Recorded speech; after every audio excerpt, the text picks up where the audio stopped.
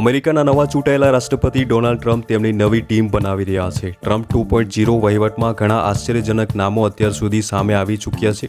તેમાંથી એક નામ ખૂબ જ ચર્ચામાં છે, તુલસી બગાડ, જેમને ડોનાલ્ડ ટ્રમ્પે અમેરિકાના નેશનલ ઇન્ટેલિજન્સના ડાયરેક્ટર તરીકે નિયુક્ત કર્યા છે. ટ્રમ્પ વહીવટીતંત્રમાં મહત્વપૂર્ણ જવાબદારી સંભાળનાર તે પ્રથમ હિન્દુ મહિલા છે. નમસ્કાર, હું છું દિનેશ ઝાલા અને લોકશાહી ન્યૂઝમાં આપ સૌનું સ્વાગત છે.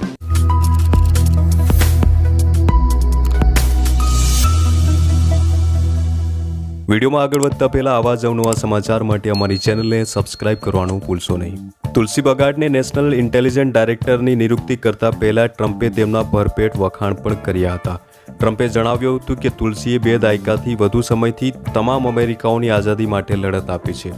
તે ભૂતપૂર્વ ડેમોક્રેટિક રાષ્ટ્રપતિ પદના ઉમેદવાર પણ છે અને હવે રિપબ્લિક છે. મને પૂરો વિશ્વાસ છે કે તુલસી તેની નિર્ભય ભાવનાઓથી આપણા બંધારણીય અમેરિકાનું સમર્થન કરશે અને શક્તિ દ્વારા શાંતિનું રક્ષણ કરશે. હવે તમને તુલસી બગાડ વિશે જણાવી દે, જે હાલ આખા વિશ્વમાં ખૂબ જ ચર્ચિત છે. તુલસી બગાડે 2013થી 2021 સુધી ડેમોક્રેટિક પાર્ટીના સભ્ય તરીકે સેવા આપી છે.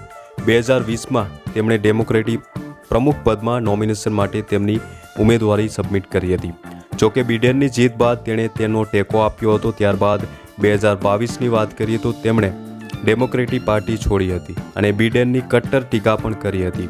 વધુમાં જણાવી દઈએ તો 2022માં અપક્ષ ચૂંટણી પણ લડી ચૂકી છે. તેમણે ટ્રમ્પના સંભવિત ઉપરાષ્ટ્રપતિ ઉમેદવાર તરીકે પણ જોવામાં આવે છે. તુલસી બગાડે સિનેમેટોગ્રાફર અબ્રાહમ વિલિયમ્સ સાથે લગ્ન કર્યા છે. તેના પિતા માઇક બગાડ રાજ્યના સેનેટર છે, જેઓ અગાઉ રિપબ્લિક હતા પરંતુ બાદમાં ડેમોક્રેટિક પાર્ટીમાં જોડાયા હતા. તુલસીની જીવનયાત્રા ખૂબ જ પ્રેરણાદાયક રહી છે. ઘણા લોકો વિચારે છે કે તુલસી બગાડ હિન્દુ હોવાથી ભારત સાથે તેમના સંબંધ હશે. તુલસી બગાડને તેના નામના કારણે ઘણીવાર ભારતીય માનવામાં આવે છે, પરંતુ એવું નથી. તેમનો ભારત સાથે કોઈ પણ પ્રકારનો સંબંધ નથી. જોકે તુલસી બગાડની માતાએ હિન્દુ ધર્મ અપનાવ્યો છે અને તેમના બાળકોના નામ હિન્દુ રાખ્યા છે. તુલસી બગાડ પણ પોતાને હિન્દુ માને છે અને તે પ્રથમ હિન્દુ અમેરિકન કોંગ્રેસ વુમન છે. તે અમેરિકન સમાઓની મૂળની છે, પરંતુ તેઓએ ભગવદ્ ગીતા પર હાથ મૂકીને પદના શપથ લીધા હતા. તો આ મહત્વપૂર્ણ જાણકારી તમને કેવી લાગી કમેન્ટ કરી જરૂર જણાવજો. આવા જ અવનવા સમાચાર માટે અમારી ચેનલ સાથે જોડાયેલા રહો અને જતા પહેલાં ચેનલને સબસ્ક્રાઇબ કરવાનું ભૂલશો નહીં.